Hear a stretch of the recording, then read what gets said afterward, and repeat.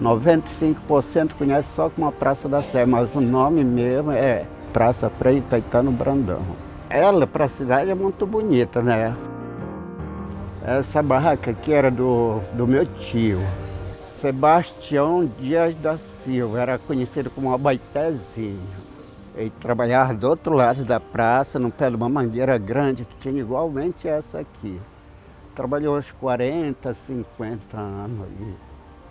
Foi o primeiro que começou a vender aqui, foi ele. Aí na reforma da praça foi que botaram para cá, né? Aí patronizaram tudo, ele veio para cá. Aí ele adoeceu, com o tempo adoeceu muito. Aí ele me repassou. Me repassou, saiu, eu fiquei aí. Nessa repassada nós já temos aqui 10 anos fechados, né? E logo quando ele repassou para nós, aqui o movimento era muito grande, né? Devido ao restaurante, diminuiu 70%. O que está faltando é um negócio de revento, reabrir aqui, que não abriu mais. Tem uns que dizem que vai abrir, tem outros que dizem que não vai. O movimento maior nosso, o pessoal vem visitar, mas só tem 2 partes para visitar, 3 com a igreja, aí vão embora. E quem chega quer visitar a casa, mas está fechado, né? Aí não visita, mas é o pessoal do porto. Os passantes que vai, embarca, desembarca, vai viajar para o município, chega, aí passa por aqui que a passagem deles é o movimento que nós temos. Choveu, pronto. Vai 90%, fica só 10%, é assim. E outras coisas caiu muito. Quando faz a tarde bonita, 8 horas da noite os guardas passam a corrente, pronto. E o pessoal que chega para vir passear, vão embora. Era muita gente aqui para visitar. Era de segunda a segunda. Agora não, agora ficou ruim, né? Devido à segurança, nós tínhamos bastante segurança. Era 24 horas por dia, né? 12 horas direto. À noite trocava o plantão da segurança, hoje em dia não. Mas graças a Deus é um lugar abençoado pelo Pai que nunca teve esse negócio de assalto, nunca teve, graças a Deus. Tem esse pessoal que pede, tem uns 2 ou 3, mas se tiver, a pessoa tiver, dá, se não tiver, eles agradecem, vão embora, pronto. O funcionamento do museu aqui tem ali o forte do presépio, né? Tem o Arte Sacra, tem o Museu do Ciro e as igrejas, mas o pessoal quase não visita. Ali eles entram, o forte do presépio, nas igrejas ali, mas eles gostariam mais de visitar a casa. É isso, eles sempre falam, né? É bonito, mas o que a gente quer ver, quer visitar, está fechado. Morador mesmo daqui de dentro da cidade, tem muitos, 60% nunca tinham vindo aqui, às vezes quando vem se admira, que moram aqui mesmo, nasceram aqui, são daqui, não conhecem esse espaço aqui. Aí ficam admirados. O pessoal que vem bater foto, faculdade, né, dá muito também. O pessoal que vem namorar, assim, é bacana mesmo. A maioria é o pessoal de fora, os turistas. Os estudantes, criança, né? Eles vêm 1 vez, 2 vezes por semana, que aí é agendado para vir visitar. Mas aqui eu já fui, já visitei. Cruzeiro a Senhora, me levou, eu visitei. Só ainda não visitei ali, né? O Forte, nem o Museu de Arte Sacra, por causa do tempo, né? Tem quase tempo. Mas é bonito, muito bonito. Quando eu cheguei aqui, eu tinha 7 anos, né? Essa praça sempre foi bonita, não era assim. Não tinha essas árvores, mas bem cuidadas. Aí à noite nós íamos brincar, a gente brincava muito de roda, pira, porque naquele tempo não tinha essa violência que tem agora, né? Aí tinha os soldados aí, quartel, tudo, isso aí a gente dormia até de porta aberta, não tinha problema nenhum. Aí tinha o colégio, tinha as casas, tudo aí, eu estudei aí. eu fui da Cruzada e da Sé. Aí todo domingo a gente ia brincar aí no Circo Militar. Depois, né, que mudou, que era primeiro bateria, né? Aí depois foi quinta companhia de guarda. Tive a subsistência. Aí foi onde eu conheci o meu marido, né?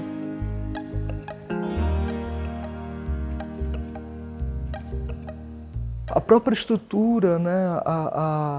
Assim, eu acho que não somente a musealização, mas a patrimonialização disso, né? E você emergir com um equipamento que ocupa uma área histórica de Belém, não é? Isso causa um impacto e um estranhamento com o seu entorno, né?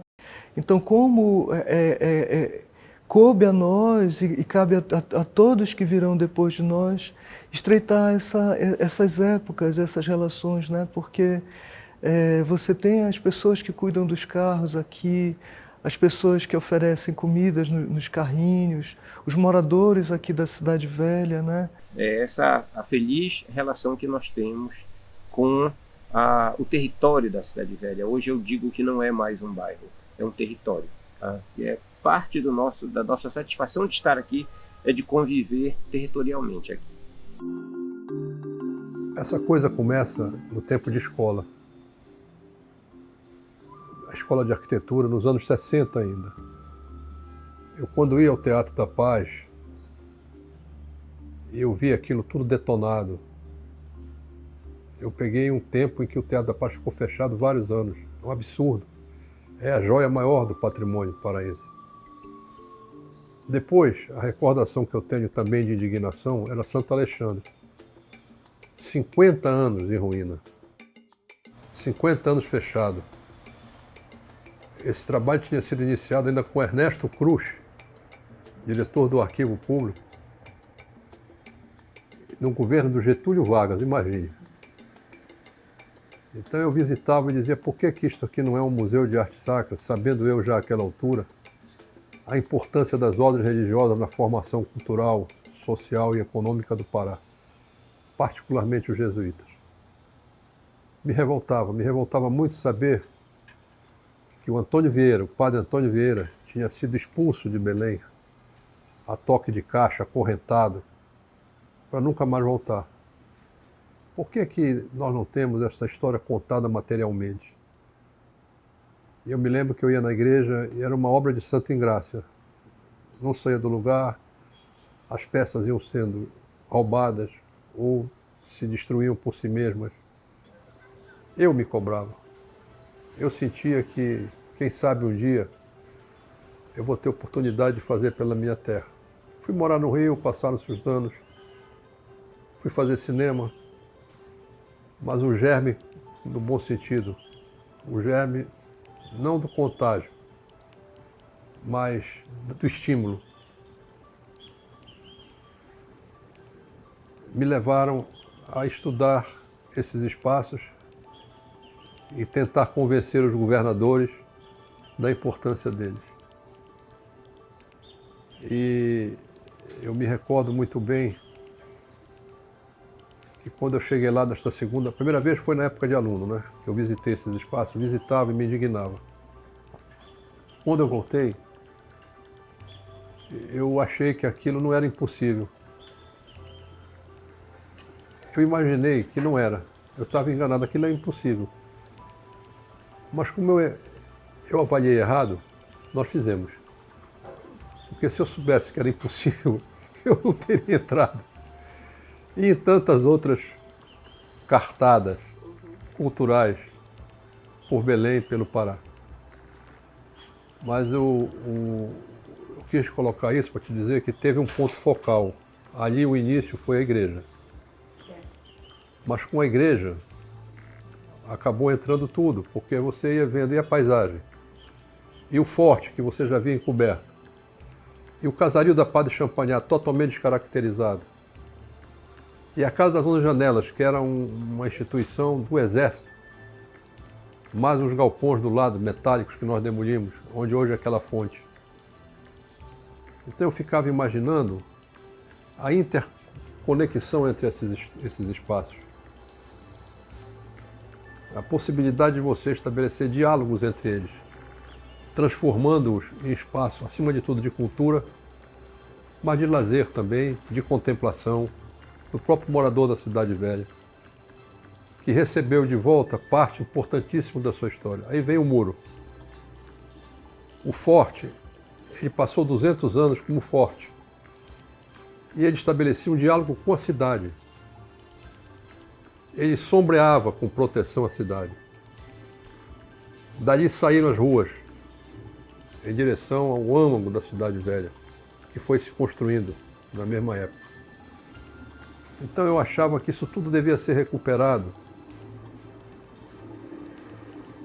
para este diálogo que eu falo entre espaços que são tão disponíveis para o artefato cultural, para as exposições, para os espetáculos, enfim, para as diversas linguagens artísticas, como é o caso de Santo Alexandre, a Casa das 11 Janelas, a Ilharga do Forte, a escadaria que leva ao pier e forma ali um anfiteatro. Então o que eu sinto é que o paraense hoje, que tinha perdido esta referência, retomou-a.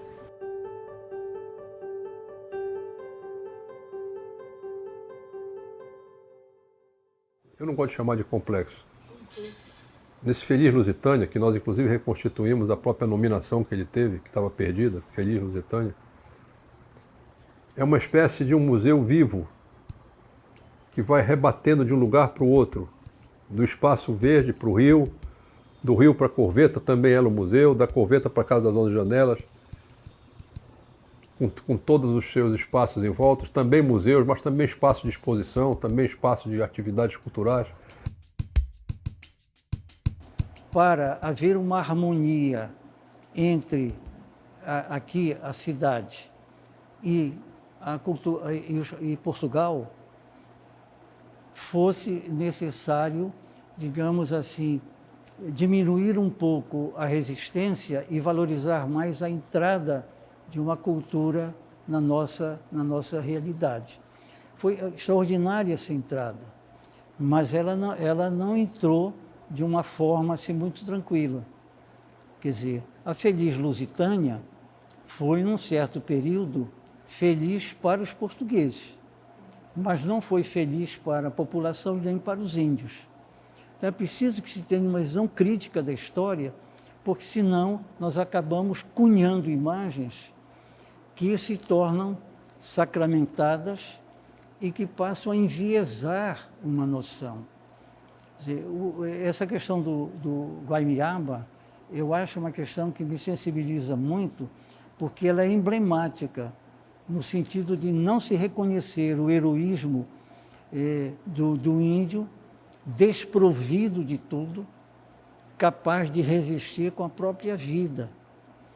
É a mesma questão que há com relação à cabanagem. Quer dizer, a cabanagem entendida como algo que as pessoas não tiveram competência para se manter no poder. Não é assim. Quer dizer, não se coloca toda a violência que foi a repressão dela e as ameaças para essa representação. Mas a cabanagem é um movimento de caboclos, de índios e tudo mais. Então, quer dizer, eu penso que se fala muito na questão de decolonialismo, né?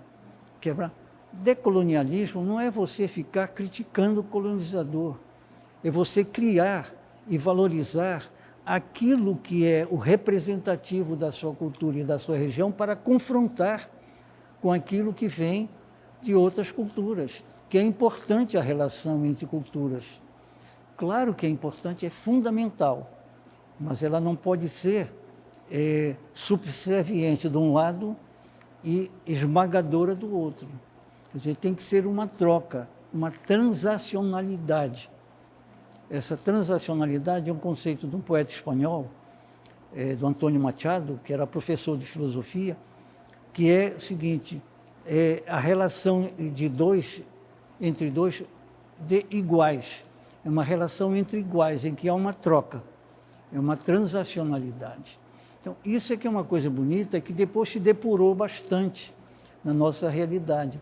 Mas nós não podemos colocar um pensamento atual como se fosse o pensamento de séculos atrás. Você tem que compreender como foi naquele momento que as coisas aconteceram. Em que os espaços têm a sua especificidade. Claro que na igreja de Santo Alexandre cabia a arte sacra, mas contextualizada, e que vai até os muraquitãs, que também são objetos de adoração, objetos de ritual, artefatos míticos que conversam com a imaginária tradicional da igreja. Então eu acho que esta é a visão que a gente tentou implantar e que culmina com a retirada do muro, que permitiu que tudo isso fosse de um ângulo só visualizado.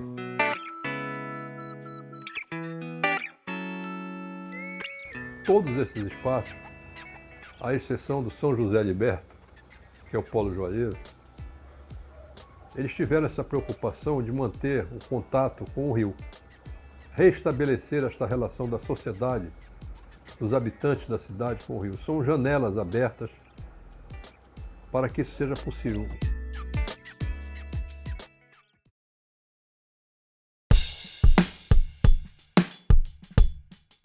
Porque o muro já é século XIX.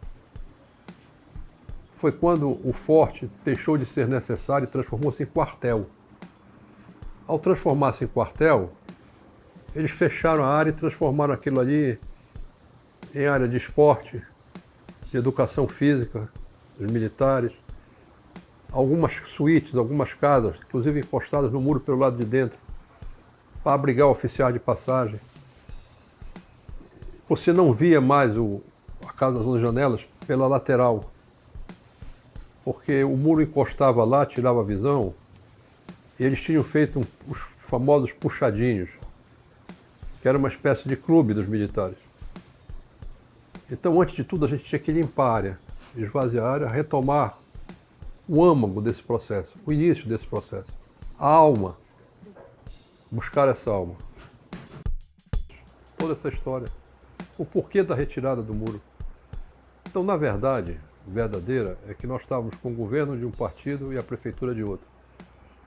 Eu tenho duas visões. Uma, eu acho que aquela discussão foi muito contaminada pela disputa política na época, né? Tinha uma disputa muito acirrada, prefeitura e o Estado, muito acirrada, né?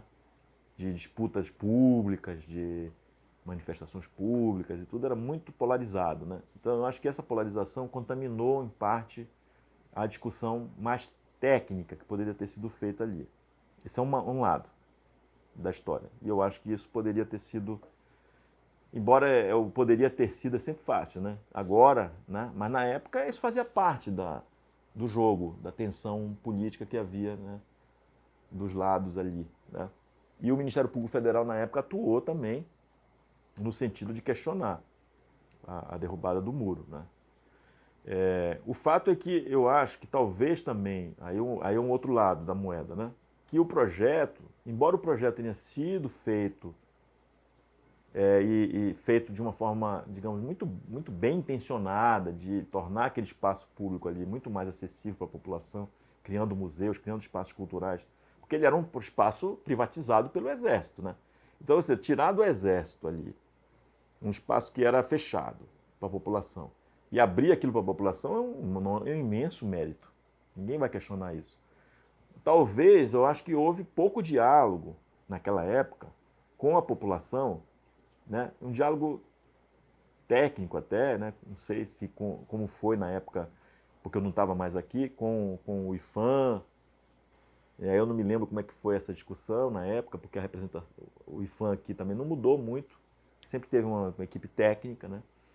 E aquele muro era um muro que estava ali, quer dizer, que tinha sido construído no século, acho que no final do século XIX, ou no início do século XX, né? Então tinha um sentido para algumas pessoas, tinha gente que achava que tinha que ficar um muro. Então, quer dizer, a tensão não é só do político que está na secretaria ou que está no governo e prefeito, etc. Tinha uma tensão também na sociedade, né? Então, talvez ali tenha faltado mais conversa, talvez sobre essa obra, a forma como ela ia fazer, talvez se tivesse havido menos polarização política e mais conversas de consulta e tal, né, mais maduras, etc., a gente tivesse tido uma outra... Até, quem sabe, a solução teria sido essa mesma que foi feita, ou algo diferente, mas que tivesse sido, digamos assim, um distensionamento da questão, né? O fato é que foi feito e depois de um tempo ninguém mais falou nada, né? Se aquilo pode servir de aprendizado, né, ou de ensinamento, é que a gente daqui para frente, quando pensa em fazer intervenções em espaço público na cidade, né, seja o Estado, seja o município, né, que pense o seguinte: olha, tem que ter discussão, tem que ter consulta, tem que ter um pouco de paciência, porque tem que ouvir as pessoas, as partes, tem que ter a mediação das instituições que, por exemplo, Ministério Público, em vez de você fazer uma coisa e depois o Ministério Público ver fazer embargo, pedir para embargar a obra, não é melhor procurar o Ministério Público antes, procurar conversar, abrir uma chamada de audiência pública? Como vocês estão vendo, esse muro tinha mais de 2 metros de altura, tá? Que para visualização, que as pessoas às vezes chegavam aqui no forte, antes, quando era do Exército, né? Claro, além de não entrar porque era do Exército, imagina se a gente deixasse esse muro alto. Aí que as pessoas iam ficar intimidadas de entrar, não ia, sei lá, não ia sentir livre, né? Até hoje a gente sente, às vezes eu estou aqui fora, as pessoas chegam e dizem: posso entrar? Para te ver, mesmo com esse muro de 60 centímetros de altura. Imagina se esse muro continuasse, aí ia ser um negócio muito fechado, né? Então eu fui de acordo na época da demolição desse muro.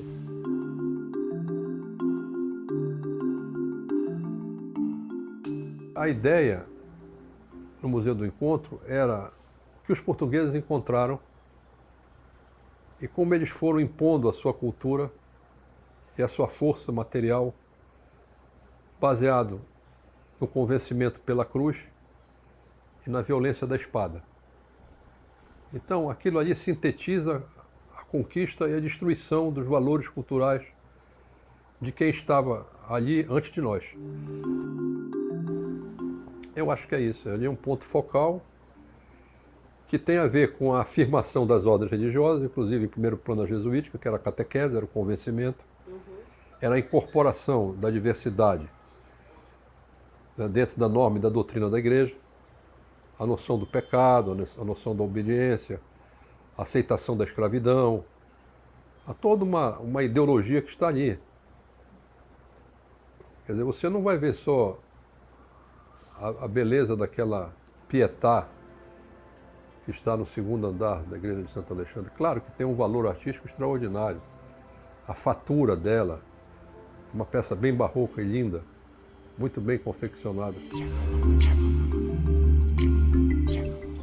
Eu acho que a não celebração do Guaimiaba como um herói da resistência diante do invasor é um pouco de reflexo de um certo preconceito com relação ao índio, que lamentavelmente é muito forte em vários lugares.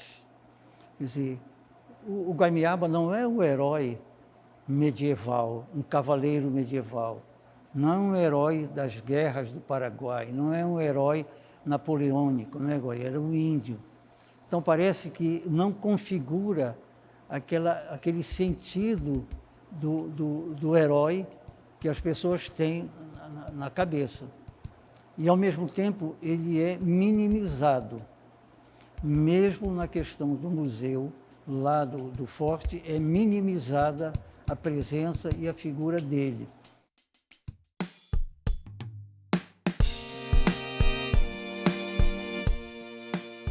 As primeiras linhas urbanísticas saiu daqui do forte, para o crescimento da nossa cidade.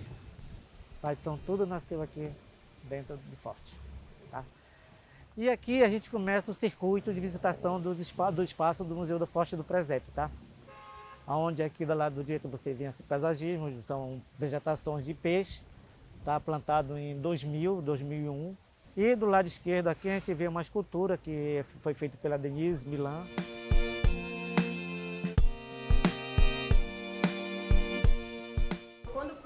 projeto de museografia, foi criada a ideia de portal. O portal é passagem para outros tempos, né? Então foi o portal do Aquartelamento, o portal Feliz Lusitânia e tem mais um portal que dá para a Feira do Açaí. 3 formas de acesso, mas só foi aberta uma porta por causa da questão da segurança. Também foi um achado muito legal para a gente, tá? Que são coisas que só a arqueologia prova, né? Que realmente existiu a primeira igreja de Belém. Aqui embaixo nós achamos as ruínas da igreja de Santo Cristo. Inclusive tem azulejo que nós achamos aqui que está exposto no Museu do Encontro. Só que nós achamos pouca coisa mesmo do alicerce dela, sabe? Mas está aqui embaixo, nós cobrimos, botamos saco plástico, cobrimos. Mas quem quiser fazer pesquisas no futuro, pode vir escavar que você vai encontrar a ruína da igreja de Santo Cristo. Está aqui embaixo. Funcionava um restaurante do Círculo Militar, um restaurante muito famoso, inclusive com vários artistas do Brasil vindo para cá fazer refeições. E era muito famoso, era muito indicado. Nos programas de televisão sempre dizia, olha, vou lá no restaurante do Círculo Militar para comer um filhote, né? Aquela coisa toda, sabe? Na restauração, nós tivemos que fazer a demolição, tá? Porque ela estava desituando com a fachada do forte, que era uma espécie totalmente diferente, né? Então nós tivemos que, pelo menos, trazer como era o forte naquela época. Então tivemos que demolir. E nessa demolição, para vocês terem uma ideia, o piso do restaurante era mais ou menos mais de 1 metro de altura daqui. Tá? Era mais de 1 metro. Nas escavações arqueológicas, jamais a gente ia imaginar que a gente ia encontrar isso aqui. Porque, poxa, 1 metro de entulho em cima, de aterro, não dava para saber o que tinha aqui embaixo, né? Então a gente começou a fazer as prospecções arqueológicas, as escavações arqueológicas, e nós começamos a achar, primeiro, achamos essas canhoneiras todinhas, com 5 vãos para colocar os canhões, como vocês estão vendo. E depois, nas escavações, achamos que os 2 canhões enterrados aqui embaixo, aqui. Tá? Com essas pedras de liós que já existia na época. E os canhões aqui, totalmente aterrados. Isso aí foi uma festa que nós fizemos, porque jamais a gente ia descobrir, pelo menos pensar em encontrar esses 2 canhões aqui. Quando eles chegaram, quando os europeus chegaram aqui, nós temos fragmentos da época indígena, aquelas carapaças de tartaruga. Então aqui está a memória da gente. Tudo começou aqui, não é mesmo? Se você for naquela vitrine aqui, você vê as primeiras armas que chegaram aqui em Belém, tá aqui. Os artefatos militares. Então o povo tem que se conscientizar. Se você quiser saber alguma coisa de Belém, começa por aqui, pelo forte. Tá? Porque aqui foram traçados os primeiros traços urbanísticos foram traçados aqui, onde foi feita a primeira rua, que é a Siqueira Mendes. Quer dizer, todo esse acervo com peças com mais de 5.000 anos, com cerâmica com mais de 1.000 anos, dentro de um forte antigo, sabe, desde 1616. Quer dizer, só isso dá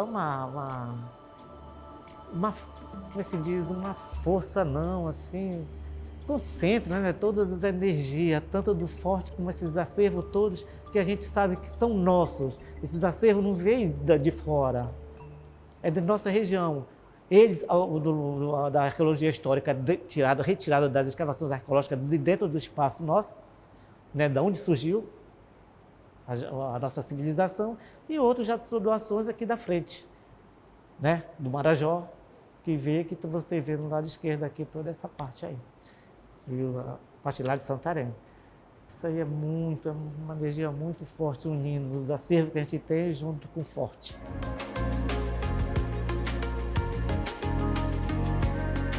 O Museu do Foz do Presépio, ele é o Museu do Sistema Integrado de Museus, é o museu mais visitado. Hoje em dia está em torno de 70.000 visitantes por ano.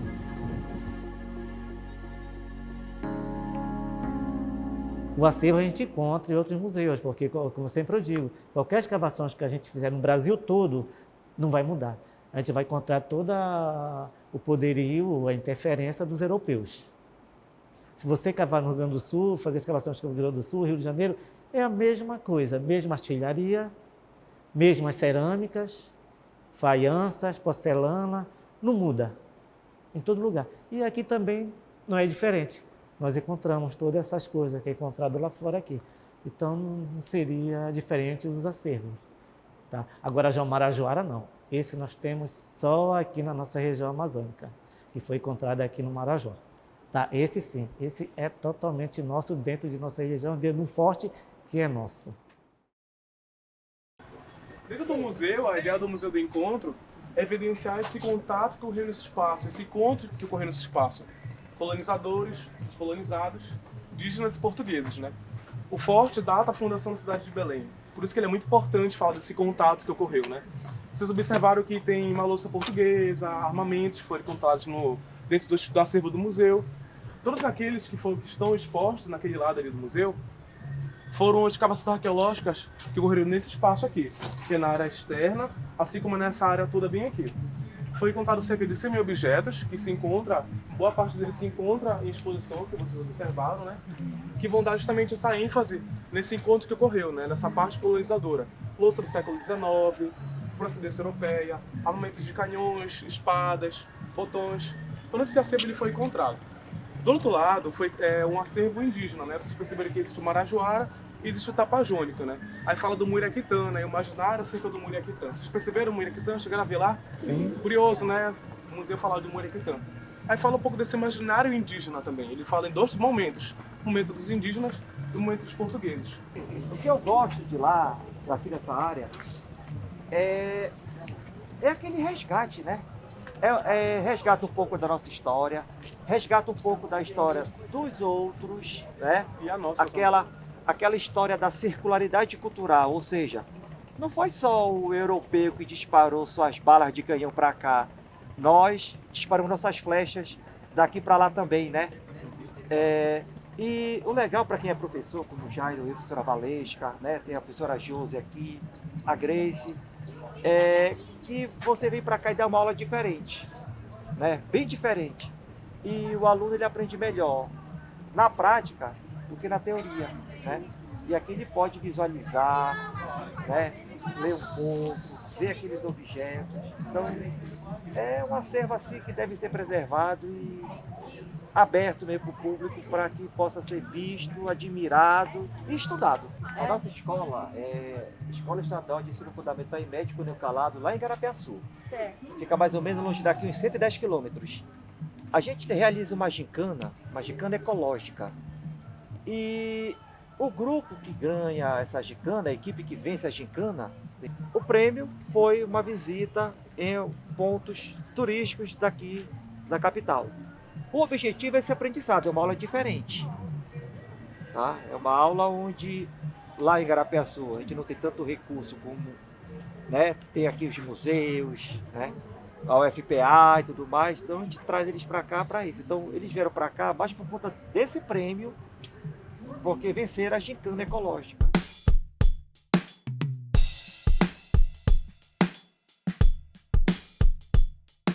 A gente tem ali, de qualquer maneira, um sinal importante da arte contemporânea que não entrava aqui, ficava restrito ao sul. Aquilo foi um jogo junto com o Márcio Souza, da gente trazer as coleções da Funarte, a gente restaurava, depois devolvia, mas não sem antes fazer uma exposição. Restauramos, fizemos a exposição, mas com a cumplicidade dele não devolvemos. Aí o Globo veio de pau em cima disso. Já era tarde, tinha sido doado. São essas coisas. Depois negociamos com o Banco Central um acervo bom que ele tinha. Enfim, o Gabinete dos Papéis, que é um gabinete com muita qualidade. Aí está.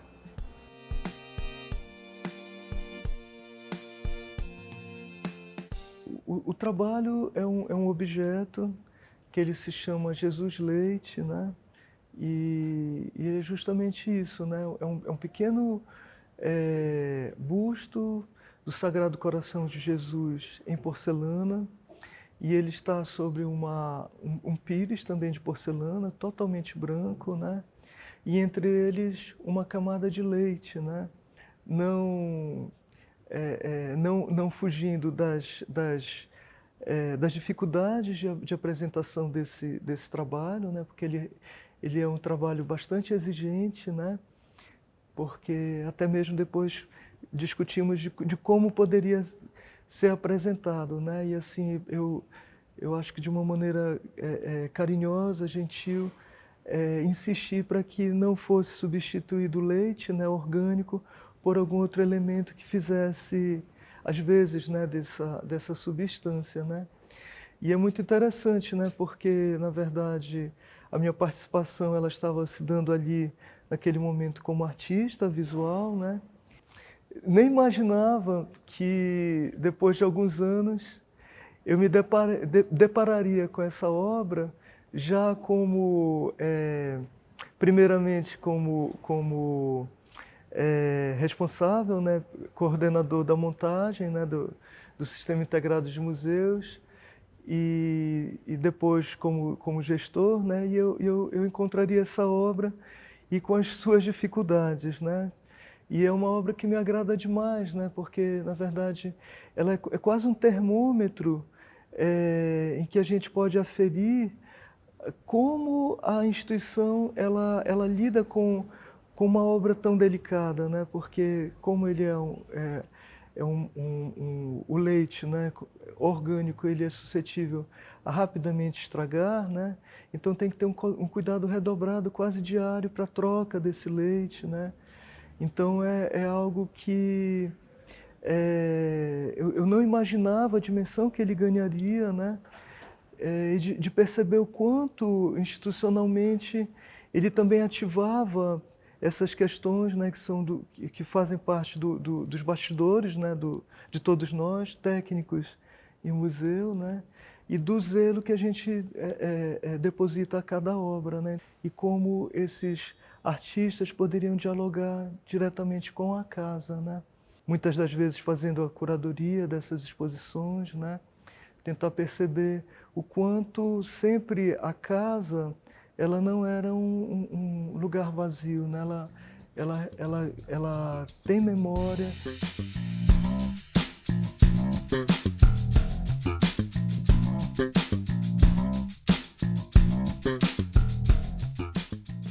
Para que nunca mais retorne. Isso que é fundamental. Eu era estudante nesse tempo, tive um livro meu que foi todo ele destruído, porque eu tratava de questões sociais também. Era considerado subversivo, o livro foi destruído todo ele na sede da União Acadêmica Paraense, e eu fui preso várias vezes na Casa das 11 Janelas. Uma das vezes junto com o Benedito Monteiro, o Rui Barata, o Ginkins, o Avelino Vale, e eu era na mesma cela. Várias vezes, porque quando passava por aqui uma autoridade importante, prendia algumas pessoas. Quer dizer, é um lugar em que a história aconteceu. Tem uma coisa que é interessante também nessa relação com os moradores, que assim, né, eu escuto um relato de muitos amigos que já moram aqui na Cidade Velha há muito tempo, que chegam pra gente e dizem assim: eu criei minhas filhas e o quintal delas era o Forte do Castelo, né? Muito antes de ter essa reforma maior, essa estruturação maior, a própria Casa das 11 Janelas, né? Então elas têm uma relação, né? Era meu quintal, né? Ali o Santo Alexandre era onde era o arcebispado, né? Então era uma relação mesmo do quintal da minha casa, né? De eu chegar aqui e de eu saber que eu vinha para essa beira de rio, que ainda não tinha essa estrutura toda que hoje tem, né? A partir da reforma. E aí, quando esses locais deixam de ser o quintal, né? Como eu já ouvi de alguns moradores, a gente vinha para cá, para a praça, na frente da igreja, e as crianças estavam pulando amarelinha, estavam brincando dessas brincadeiras de roda, né? Que eu ainda tive a oportunidade de brincar, apesar da minha filha ter 14 anos, eu ainda levar isso em casa, mas eu noto que não é mais tão corriqueiro, né? As crianças e adolescentes é mais a questão dos aparelhos digitais. E aí, que talvez eu observo que talvez seja um ponto que a gente não consegue falar, né, porque não consegue entender, que isso aqui deixou de ser meu quintal para ser um museu. Não quis mais, não tenho vontade de visitar porque mudou tudo. Aí ficou para museu, mas eu nunca fui, nem aí, nem lá.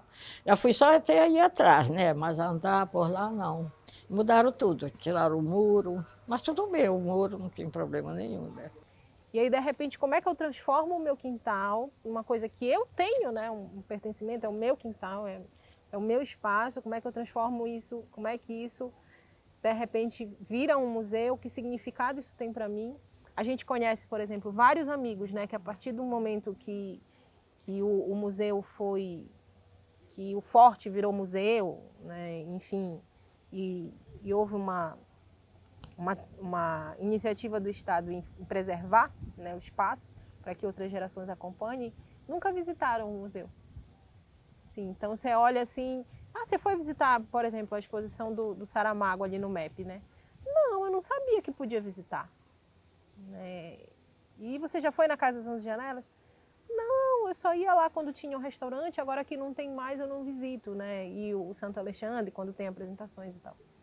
Né? E talvez essas dimensões todas que a Cidade Velha tem, que a Cidade Velha já foi o centro, ainda é, né, um centro político, né, porque a gente tem a Assembleia e a Prefeitura, né, aqui atrás.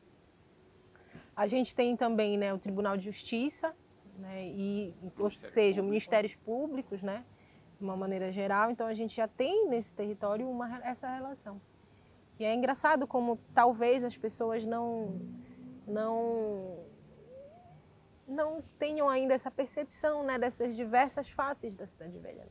A gente é institucional, é político, é habitacional, é comercial, né? Então, talvez isso, de alguma forma, sugere não sei se uma confusão de entendimento, mas isso talvez as pessoas não estejam preparadas para lidar, né, com todos esses aspectos.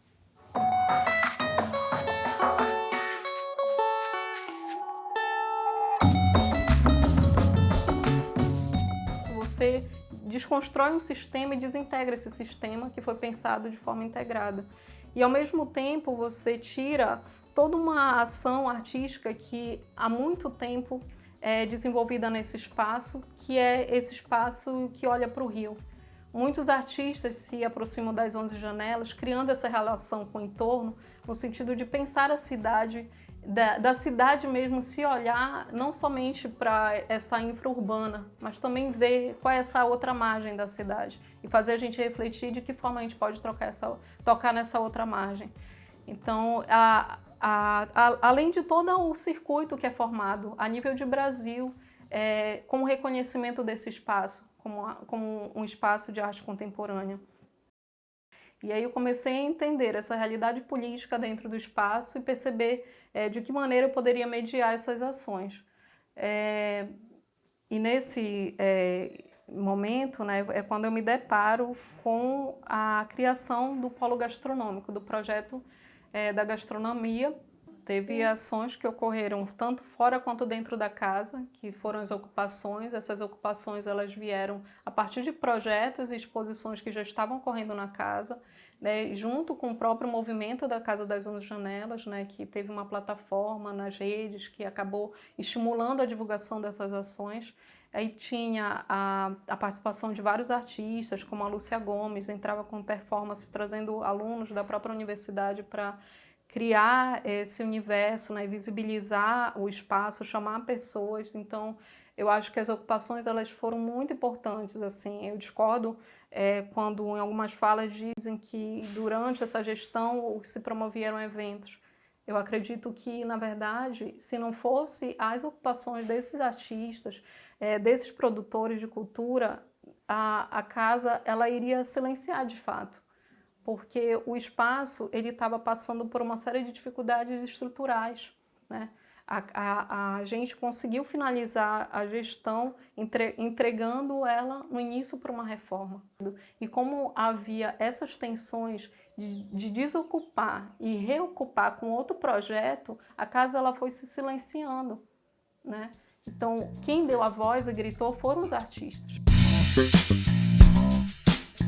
a ação que os próprios artistas, produtores culturais e críticos, curadores envolvidos acabaram desenvolvendo fez com que os caminhos que estavam sendo pensados e tomados começassem a recuar.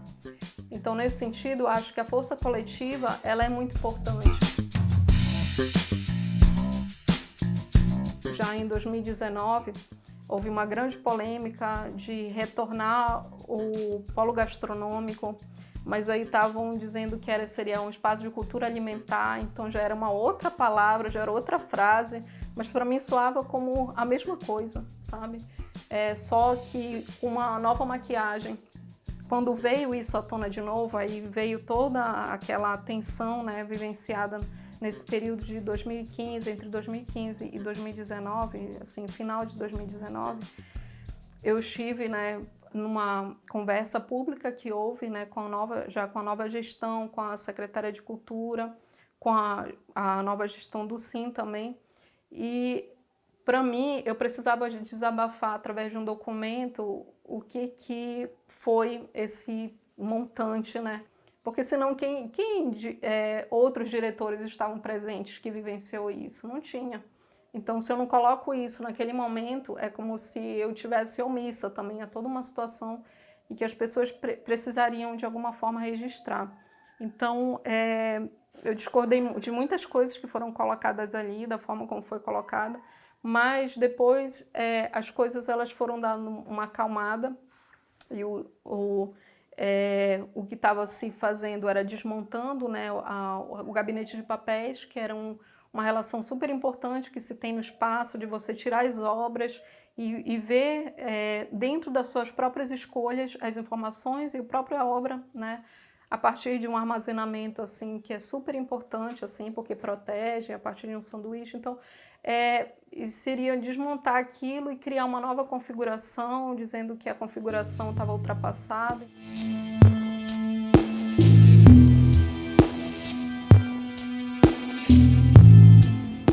Os vendedores, por exemplo, da praça, eu acredito que eles, de alguma maneira, têm as suas próprias relações. Talvez não seja igual a minha, de entrar na sala e ver a exposição, mas eu acho que eles criam uma relação com aquele lugar. Que eles conhecem aquele público de alguma forma, porque senta e toma o coco, né, ou come uma tapioca ali perto. De alguma forma eles criam, por mais que não seja aquela que a gente gostaria, deles realmente participarem de todas as exposições. Teve uma vez que eu sentei com o seu Lili, né, que ele é um dos vendedores de coco lá na frente das 11 janelas. Ele sempre fica num ponto na esquina e aí eu estava conversando sobre isso com ele, né? Eu falei, Lili, bora lá. Ele disse, mas eu não posso abandonar minha venda aqui, lá não tem ninguém que fique. Tem uma questão assim dessa preocupação deles estarem trabalhando e porque é o sustento dele aquele lugar. E de alguma forma aqueles espaços do entorno alimentam esse público que também circula por eles. Então, para eles é interessante que tenha eventos ali, que tenham ações, que tenham exposições ou outros projetos, porque vai trazer público e vai, de alguma forma, trazer um retorno para eles. A ideia que eu tenho daqui para frente é funcionar, né? Reabrir para funcionar, para a gente poder ter um público maior, né, para visitar. E nessa visitação eles vêm, compram o coco da gente, uma água, um coco, uma coisa. E fica mais animado, mais bonito, né? É uma praça tão bonita e não tem envolvimento nenhum. A gente tem uma filha de 14 anos, né? E essa filha adora vir para cá, adora estar perto da água, adora poder sentir a água batendo quando a maré está cheia e espirra a água do rio nela. Se pudesse, vinha todo dia para cá. A gente não consegue vir todo dia, porque ao menos umas 2 vezes por semana a gente consegue vir aqui. Então, para nós é muito legal. É muito legal. O rio hoje tem para nós uma relação da gente poder desestressar, então a gente desestressa, né, da forma mais natural possível, né? Vem para cá, escuta esses barulhos que são naturais dos rios, né? O barulho do motor dos barcos, né? O barulho das ondas batendo, então isso para nós é muito bacana. Assim, não tem preço, não tem preço, tem muito valor, Sim. né? Tem muito valor para nós, mas não tem preço.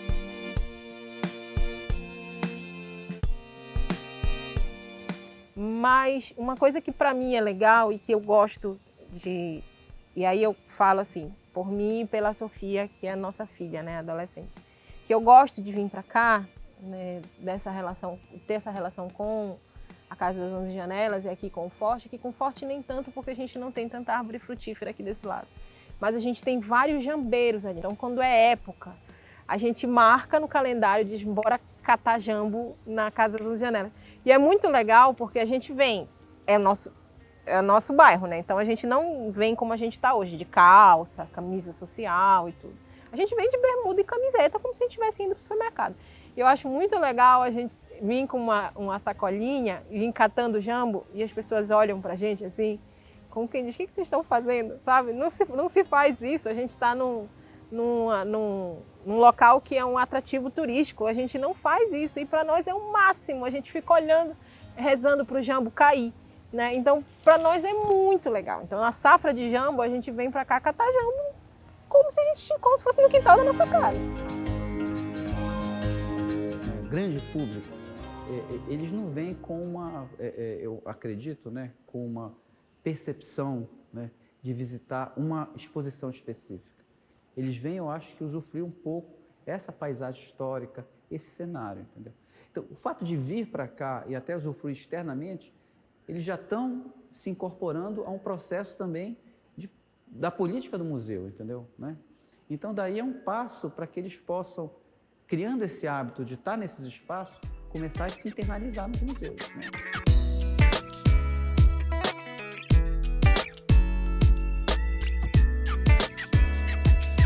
Na mesma, digamos, importância dentro da recuperação física é também manter o museu vivo, né? Fazer com que a comunidade ela venha nesses espaços e use esses espaços. Por que a gente faz isso? A gente não faz isso para somente resguardar esses bens, mas para que eles possam ser usufruídos, né? Então, o usufruto, o uso, ele também é um processo de salvaguarda muito importante, né? Então, a gente tem se empenhado muito nesse sentido também. Promover ações no sentido de fazer com que o museu ele tenha um fluxo maior de público, um projeto de modernização de algumas salas, né, que a gente ainda vai... Eu acho que a gente tem que enfrentar uma questão hoje dos museus, que é essa relação da recepção, sabe, de trazer aí talvez umas mediações mais tecnológicas para esses espaços, eu acho super importante isso, né, diversificar também, e principalmente uma política de extroversão de acervo, né? Eu acho que essa tem sido, acho, talvez a nossa dificuldade maior, né? A gente tem aí um acervo enorme, representativo, né? Representativo dessa comunidade, dessa sociedade a qual nós estamos inseridos, e que ele precisa encontrar um lugar no qual ele possa estar continuamente sendo apresentado para a comunidade, para a população, né? Elas começam a entender, esse espaço também é meu. E se fotografam e fazem selfie e começam a vivenciar a estrutura daquele espaço, tanto interno quanto externo, como o seu espaço de pertencimento. Então, eu não sei até que ponto isso é verdade e é ultrapassado, porque essas salas, sejam elas permanentes ou de exposições temporárias, sempre vão estar alimentando a possibilidade do outro perceber a realidade de outra maneira a partir da arte. Então, a partir de uma linha cronológica ou acronológica, uma linha histórica, uma linha sensorial, uma linha imaginária, ficcional, enfim, eu acredito que a arte e o próprio museu, nesse sentido, ele cumpre com o papel de estimular que o sujeito comece a perceber que essa dureza ela pode ser melhor trabalhada se a gente reflete como lidar com ela. E eu acho que a arte ela cumpre esse papel nesse sentido, de possibilitar que você, dentro de um espaço como esse, tenha diálogos que lhe façam refletir sobre a sua própria vida, né? E crie caminhos para você se organizar e se refletir enquanto sujeito, né? E colaborar com essa sociedade de alguma forma. Então, acho que entre as tantas durezas que a gente carrega, a arte ela nos sensibiliza apesar de às vezes ter um discurso político que é importante, duro, mas ela sempre nos sensibiliza. Mesmo ela trazendo algo que nos faça nos sentir feridos, ela nos sensibiliza. Então, dentro dessas realidades, eu acho que todas as gestões, imagina, né? Acredito que todas tiveram um grande carinho para cuidar desse lugar. E se a casa, às vezes, estava caindo aos pedaços, não foi porque o gestor que estava lá queria que caísse aos pedaços, porque não depende só dele, né? É um conjunto de ações que na verdade, precisa ser trabalhado de forma muito equilibrada e tendo também alguém acima que diga, olha, ok, está aqui, eu preciso de tal recurso, ok, está aqui, vamos ver de que maneira a gente vai desenvolver isso.